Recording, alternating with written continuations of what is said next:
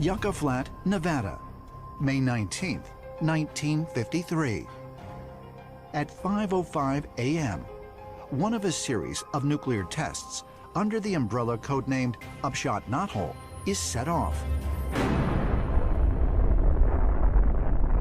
Within seconds of the blast, a disc-shaped object is seen rapidly descending from the sky, headed south toward Las Vegas, then disappearing into the mountains. Just 2 days after this event, government officials secretly gathered a team of scientists for a curious assignment.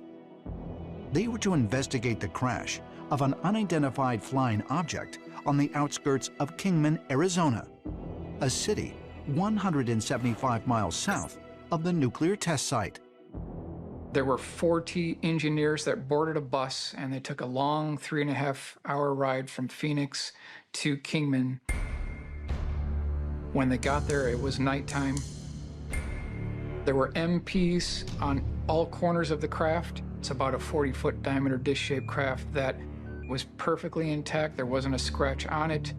There were 4 beings associated with this craft, and they shipped it to Groom Lake. Groom Lake is the Area 51 region in Nevada. When Area 51 was just bare bones, they took the craft and the aliens out to that location in the middle of the Nevada desert because it was so remote. And around that, they built Area 51.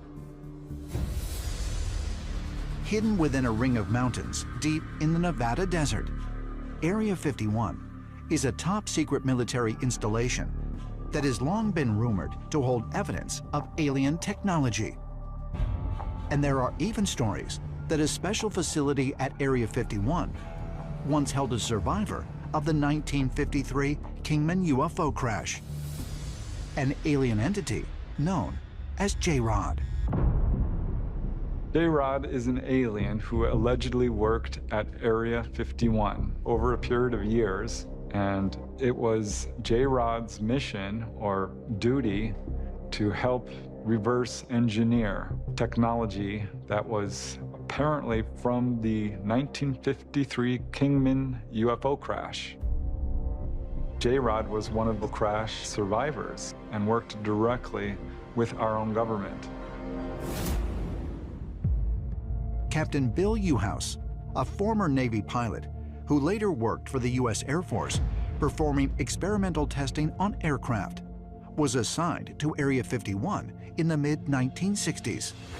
And he claims that he not only studied the craft that allegedly crashed in Kingman, Arizona, but also had direct contact with J-Rod. We had a long period of introduction into meeting, you know, an alien. And I called him J-Rod. That's the name that the linguist gave him. And he would talk, but he'd sound just like, if you spoke, he'd sound like you. You know, he's like one of the, you know, a parrot, you know, but he'd try and answer your question, you know. Basically, it was only engineering advice or science advice.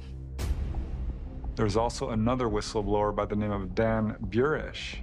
And Dan Burish said that he was hired as a microbiologist to basically care for J-Rod, ensuring that he remained healthy. And this went on for years and years and years. According to Dan Burish and Bill Uhouse, J-Rod was housed in a special underground chamber at Area 51. And there have been numerous other accounts of extraterrestrials working with the United States government. There's a lot of stories that we've worked with the aliens at Area 51, or some say at a base nearby, kind of in the desert out there. And we've been working with them in underground labs, and they have been sharing information for us to enhance our technologies.